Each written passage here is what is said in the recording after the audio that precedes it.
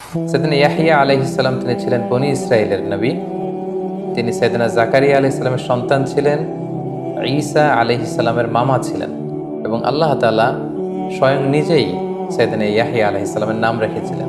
এবং মজার ব্যাপার হচ্ছে নবীদের মধ্যে তিনি একমাত্র নবী যিনি চিরকুমার ছিলেন। ইয়াহইয়া আলাইহিস সালাম এবং ওনার ভাগিনা ঈসা আলাইহিস সালাম এই দুজনকে আল্লাহ তাআলা ছোটবেলাতেই নবুয়ত দান করেছেন।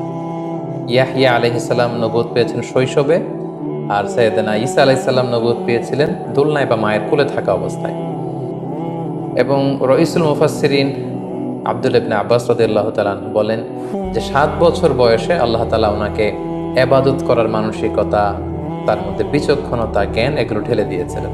এবং তাফসিরে ইবনে কাসিরে এটাও এসেছে যে তার বয়সের ছেলেরা যখন খেলতে যেত, সাইয়েদনা ইয়াহইয়া আলাইহিস সালামকে যখন তারা ডাকতো, তারা বলতো ইযহাব বিনা নালআব, ইয়াহইয়া চলো খেলি। ফাকালা, তিনি বলতেন আলিল্লাহি খুলিকনা, আমরা কি খেলাধুলার জন্য সৃষ্টি হয়েছি? ইযহাবু নুসাল্লি, তোমরা যাও, আমি সালাত আদায় করব। সো এভাবেই সাইয়েদনা ইয়াহইয়া আলাইহিস সালাম ছোটবেলা থেকেই খেলাধুলা, দুনিয়ার মোহ, চাকচিক্য, লোভ এগুলো থেকে নিজেকে আড়াল রেখে বা বিরত রেখে তিনি আল্লাহ তাআলার ইবাদতে, আধ্যাত্মিকতার চর্চায় তিনি মগ্ন ছিলেন। এবং আল্লাহ তাআলা নিজেই যে ইয়াহইয়া আলাইহিস সালামের নাম রেখেছিলেন এটা আল্লাহ তাআলা সূরাতুল মারিয়ামে চমৎকারভাবে বলেছেন। তিনি উল্লেখ করছেন যে ইয়া জাকারিয়া, হে জাকারিয়া, ইন্না নুবাশশিরুকা বিগুলামিন ইসমুহু ইয়াহইয়া, আমি তোমাকে এক সন্তানের সুসংবাদ দিলাম, তার নাম ইয়াহইয়া। প্রিয় দর্শক, আপনাদের মনে আছে যে গত পর্বে আমরা এটা উল্লেখ করেছি, সাইয়েদনা জাকারিয়া আলাইহিস সালামকে বার্ধক্যের বয়সে আল্লাহ তাআলা একটা সন্তান দিয়েছিলেন, আর সেই সন্তানটি হচ্ছে আল্লাহর নবী ইয়াহইয়া। আল্লাহ বললেন যে হে জাকারিয়া, তোমাকে একটা ছেলে সন্তানের সুসংবাদ আমি দিলাম, ইসমুহু ইয়াহইয়া, তার নাম হচ্ছে ইয়াহইয়া। লাম নাজআল লাহু মিন ক্বাবলু সামিয়্যা, পৃথিবীতে তার আগে কারো নাম আমি ইয়াহইয়া রাখিনি। অর্থাৎ ইয়াহইয়া আলাইহিস সালাম নিজেই সর্বপ্রথম এমন ব্যক্তি যার নামের সাথে ইয়াহইয়া শব্দটি যুক্ত হয়েছে, এর আগে কেউ এই নাম রাখেনি পৃথিবীতে। এবং কোরআনের অনেকগুলো আয়াতে আল্লাহ তাআলা ইয়াহইয়া আলাইহিস সালামের কিছু ক্যারেক্টারিস্টিক্স বা অ্যাট্রিবিউটস বা গুণাবলীর কথা তিনি বলেছেন। যেমন সূরাত আলে ইমরানের একটি আয়াতে আল্লাহ তাআলা আল্লাহ নবী ইয়াহইয়া আলাইহিস সালামের 4টি গুণের কথা বলেছেন। এর মধ্যে একটি গুণ হচ্ছে যে মুসাদ্দিকাম বিকালিমাতিন মিনাল্লাহ, ইয়াহইয়া আলাইহিস সালাম আল্লাহর কালিমার সত্যায়নকারী। এখানে কালিমা দ্বারা উদ্দেশ্য হচ্ছে আল্লাহর নবী ঈসা আলাইহিস সালাম, কারণ ঈসা আলাইহিস সালামকে বলা হতো কালিমাতুহু, আল্লাহর কালিমা, আল্লাহর বিশেষ একটা শব্দ, আল্লাহর বিশেষ একটা আদেশে পৃথিবীতে বাবা ছাড়া ঈসা আলাইহিস সালাম এসেছিলেন। আর ঈসা আলাইহিস সালাম যে নবী হবেন এটার কনফার্মেশন দিয়েছেন সাইয়েদনা তার মামা ইয়াহইয়া আলাইহিস সালাম। তিনি নিজে এটাকে সত্যায়ন করেছেন যে হ্যাঁ, ঈসা সে নবী, আমার পরের বনী ইসরাইলের সর্বশেষ নবী হচ্ছে ঈসা। এটা হচ্ছে তার একটা গুণ যে মুসাদ্দিকাম বিকালিমাতিল্লাহ, আল্লাহর কালিমার সত্যায়ন তিনি করেছেন।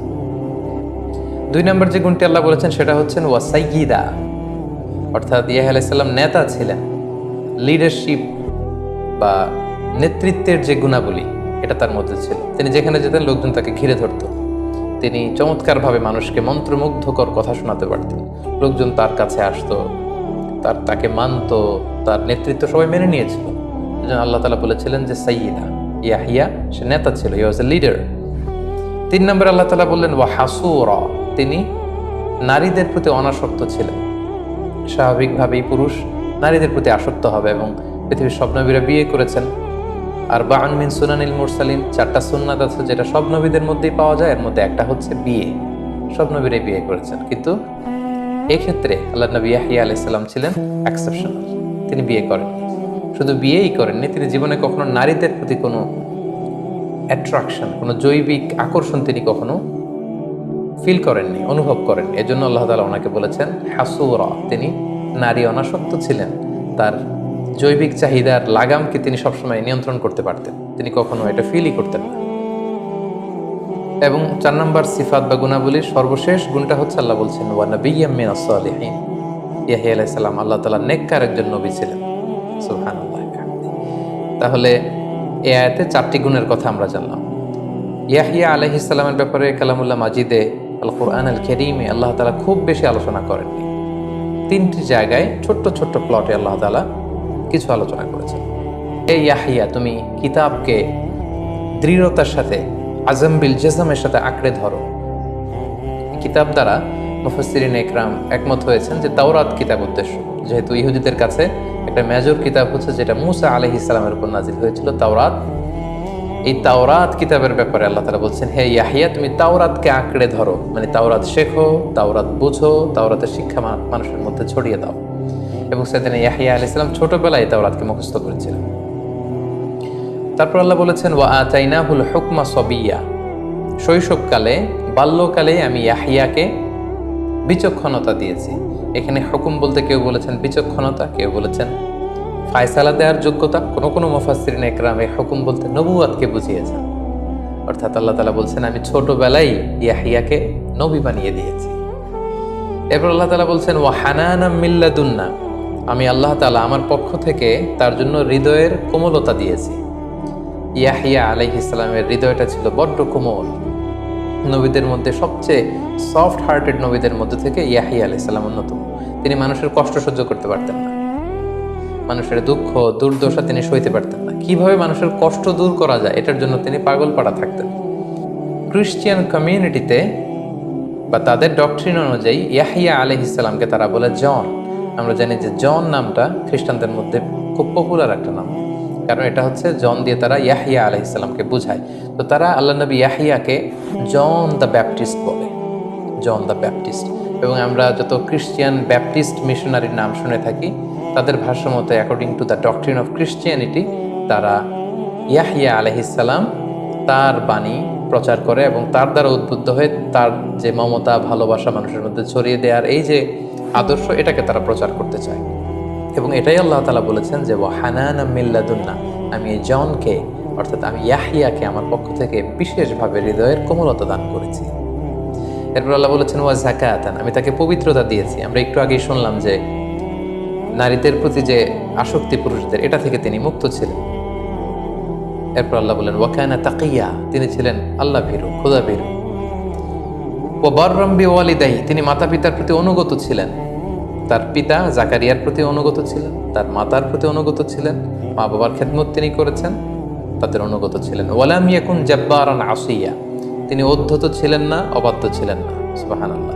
তাহলে সূরাত মারিয়ামে কিন্তু আমরা যদিও খুব অল্প পরিসরে আল্লাহ তাআলা ইয়াহিয়া আলাইহিস সালাম সম্পর্কে আমাদের জানিয়েছেন, আমরা চমৎকার কিছু অ্যাট্রিবিউটস, কিছু গুণাবলী বা তার প্রতি আল্লাহ তাআলার বিশেষ কিছু ব্লেসিংসের কথা আমরা এখানে জানতে পারলাম। ইয়াহিয়া আলাইহিস সালামের দাওয়াতের ব্যাপারে কোরআন আল কারিমে কিছু বলা হয়নি, কিন্তু আমরা এটা জানি যে তিনি বনী ইসরাইলের নবী ছিলেন। ফলে বনী ইসরাইলের লোকদের মাঝে তিনি দাওয়াতি কাজ করেছেন। এবং একটি আয়াত থেকে আমরা এটি বুঝি যে আল্লাহ তাআলা তাকে বলেছেন ইয়া ইয়াহিয়া খুযিল কিতাবা বিকুওয়া, হে ইয়াহিয়া তুমি কিতাবকে মজবুতভাবে আঁকড়ে ধরো। এবং এই কিতাব দ্বারা উদ্দেশ্য হচ্ছে তাওরাত। তো আমরা এটা বলতে পারি যে তিনি তাওরাতের বাণী প্রচার করেছেন। আর তাওরাতে নিঃসন্দেহে তাওহীদ, রিসালাত এবং আখিরাতের কথা ছিল, এগুলো তিনি প্রচার করেছেন। সাইয়েদনা ইয়াহিয়া আলাইহিস সালাম তিনি স্বাভাবিক মৃত্যুবরণ করেননি, ওনাকে শিরুচ্ছেদ করা হয়েছিল। এবং আমরা জানি যে বনী ইসরাইলের লোকদের স্বভাব ছিল তারা নবীদের বিরোধিতা করত, তাদের বিরুদ্ধে ষড়যন্ত্র করত এবং তারা অন্যায়ভাবে তাদের নিজেদের নবীদেরকে হত্যা করত, যেটা কালামুল্লাহ মাজিদে অনেকগুলো আয়াত আল্লাহ তাআলা বলেছেন। যেমন সূরা বাকারাতে আল্লাহ বলেছেন আফাকুল্লামা জাআকুম রাসূলুম বিমা লা তাহওয়া আনফুসুকুম, তাদের কাছে যখনই কোনো নবী এমন নিয়ম নিয়ে আসতো যেটা তাদের ভাল লাগতো না, ইস্তাকবারতুম, তখন তারা কি করত? অহংকার প্রদর্শন করত। ফারিকান কাযযাবাতুম, তারা কেউ কেউ নবীদের বিরোধিতা করত, তাদের মিথ্যা প্রতিপন্ন করত। ও ফারিকান তাকতুলুন, আর তারা কেউ কেউ তাদের নবীদেরকে হত্যা করত, নিজেরা নিজেদের নবীদেরকে হত্যা করত। সূরা বাকারার 91 নম্বর আয়াতে আল্লাহ তাআলা বলছেন ফালিমা তাকতুলুনা আম্বিয়া আল্লাহি মিন ক্বাবলু ইন কুনতুম মুমিনিন, আল্লাহ বনী ইসরাইলকে উদ্দেশ্য করে বলছেন যে হে বনী ইসরাইল, তোমরা যদি বিশ্বাসী হয়ে থাকো তাহলে কেন তোমরা তোমাদের নবীদেরকে হত্যা করেছো? তাহলে এই দুটি আয়াত থেকে আমরা বুঝলাম যে বনী ইসরাইলের একটা বদ স্বভাব ছিল, তারা নিজেরা তাদের নিজেদের নবীদেরকে হত্যা করত। সাইয়েদনা ইয়াহিয়া আলাইহিস সালামের শিরোচ্ছেদ বা হত্যাকাণ্ডের ঘটনাটি এমন ছিল, ওই সময় একজন অত্যাচারী বাদশা ছিল যাকে হিরোডোস বা হিরোড বলা হয়, হিরোড অ্যান্টিপাস, যার উল্লেখ আমরা সাইয়েদনা জাকারিয়া আলাইহিস সালামের পর্বেও শুনেছি। এই বাদশা কোনো কোনো বর্ণনায় এসেছে যে তার আপন ভাগ্নিকে পছন্দ করে বিয়ের সিদ্ধান্ত নিল। কোনো কোনো বর্ণনায় বা ঐতিহাসিকদের বর্ণনা মতে এসেছে যে তিনি তার আপন ভাতিজিকে বিয়ে করার সিদ্ধান্ত নিয়েছিল। কিন্তু তাওরাত অনুযায়ী এই বিয়েগুলো অবৈধ ছিল। কেউ কেউ তার বিরোধিতা করলো, কিন্তু তার ভয়ে কেউ আওয়াজ করতে পারলো না। কিন্তু আল্লাহর নবী ইয়াহিয়া আলাইহিসসালামের কথা আমরা শুনেছি যে তিনি মানুষের দুঃখ দুর্দশা দূর করতে চাইতেন। তিনি নেতা ছিলেন, তার মধ্যে লিডারশিপ কোয়ালিটি ছিল, তিনি গণমানুষের সাথে তার একটা অ্যাটাচমেন্ট ছিল। ফলে তিনি যখন এটা শুনতে পেলেন এবং আল্লাহ তাআলা তাকে তাওরাতের বাণী প্রচার করতে বলেছেন, তিনি এটার বিরোধিতা করলেন এবং তার বিরোধিতার সাথে সুর মিলিয়ে এলাকার লোকজন রাজার বিরোধিতা শুরু করলো। এবং সে কারণেই তৎকালীন রাজা আল্লাহ নবী ইয়াহিয়া আলাইহিসসালামকে বন্দী করেছিলেন এবং জোরপূর্বক তিনি তার ভাগ্নি অথবা কোনো বর্ণনা মতে ভাতিজিকে বিয়ে করেছিলেন। এবং সেই ভাগ্নি কোনো একটা অনুষ্ঠানে সে রাজার কাছে দাবি করেছিল যে তুমি যদি আমাকে খুশি করতে চাও তাহলে এই ইয়াহিয়ার শিরচ্ছেদ করে তার মাথাটাকে আমাকে উপহার দাও। এবং এই পাষণ্ড বাদশাহ এই কাজটিই করেছিল। সে নির্মমভাবে আল্লাহর নবী ইয়াহিয়া আলাইহিসসালামকে প্রথমে কারারুদ্ধ করেছিল এবং কারাগারে আল্লাহর নবী ইয়াহিয়া আলাইহিসসালামকে সে হত্যা করেছিল। শিরচ্ছেদ করে আল্লাহর পয়গম্বর ইয়াহিয়া আলাইহিসসালামের খণ্ডিত মাথা সে তার স্ত্রীকে উপহার দিয়েছিল।